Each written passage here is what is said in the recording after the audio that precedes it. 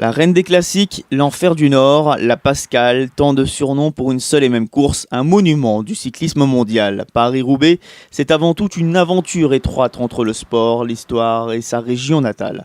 Depuis 1896, elle fascine comme elle effraie, mais au fil des éditions, elle est surtout devenue une actrice à part entière de la vie du Nord. C'est une magnifique fenêtre et une visibilité incroyable. Surtout que depuis 2-3 ans, la course est retransmise du premier au dernier kilomètre. C'est vrai que Xavier Bertrand, président des Hauts-de-France, a voulu conforter le partenariat.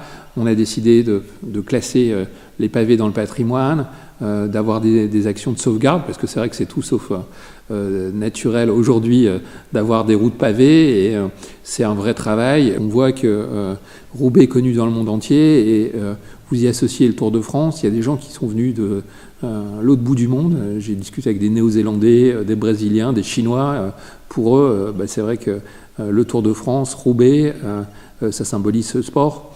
Et c'est vrai que les Roubaisiens sont très fiers d'accueillir cette course. Du désormais départ à Compiègne dans l'Oise à l'arrivée sur le célèbre vélodrome de Roubaix, jonchent le parcours les fameux secteurs pavés. Symbole presque archaïque de cette épreuve d'une discipline qui d'année en année se veut davantage à la pointe de l'innovation. Des blocs de granit, essence même de cette course singulière dont l'association Les Amis de Paris-Roubaix est aujourd'hui la garante, aussi bien sur le terrain que sur le plan mémoriel.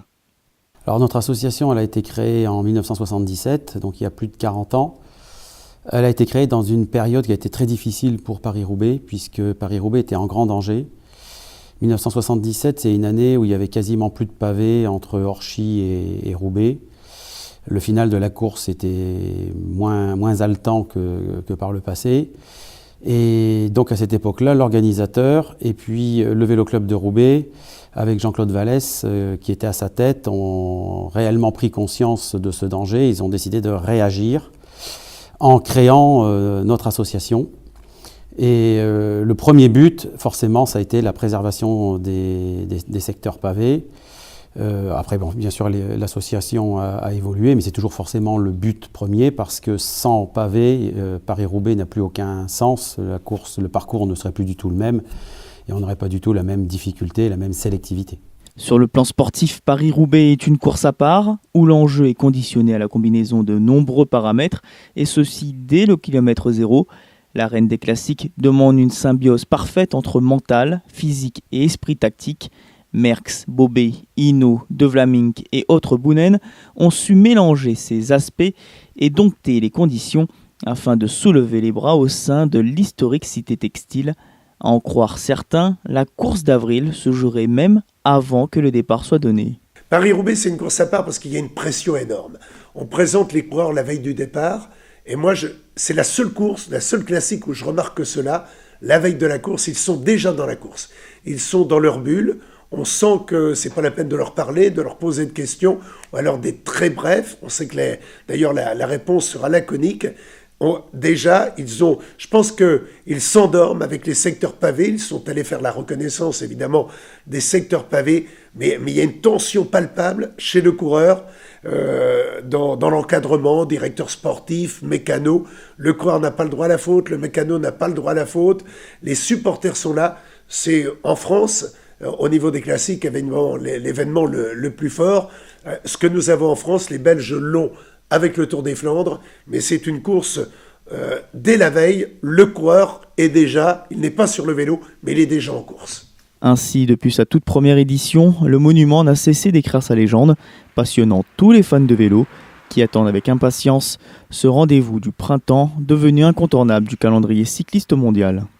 C'est une épreuve exceptionnelle. C'est une épreuve qui marque les champions qui l'ont gagné. Les lauréats rentrent directement dans l'histoire du cyclisme, mais du sport en général. C'est un monument. Un vainqueur de Paris-Roubaix, c'est plus simplement un coureur, c'est un vainqueur de Paris-Roubaix. Et il suffit simplement de voir le palmarès pour voir, il y a 90% des grands noms. Tous les grands noms du cyclisme quasiment se sont imposés à Roubaix, ou ont failli s'imposer à Roubaix. Et de temps en temps, il y a des champions qui ont mérité de l'être aussi, qui ne sont pas forcément des super champions, mais qui ont mérité de gagner à Roubaix. C'est une épreuve hors du commun, hors du temps. qui a sa renommée mondiale parce que justement c'est une épreuve à part, une épreuve où tout peut arriver. Sur les pavés, sur les 50-55 km de pavés, tout peut arriver, une chute, une crevaison, ça anime complètement toute la journée. Un coureur qui a 2 minutes de retard sur le premier secteur pavé peut encore gagner, tellement il y a de mouvement dans la course, tellement il y a vraiment d'intensité, et c'est ce qui aussi anime le public.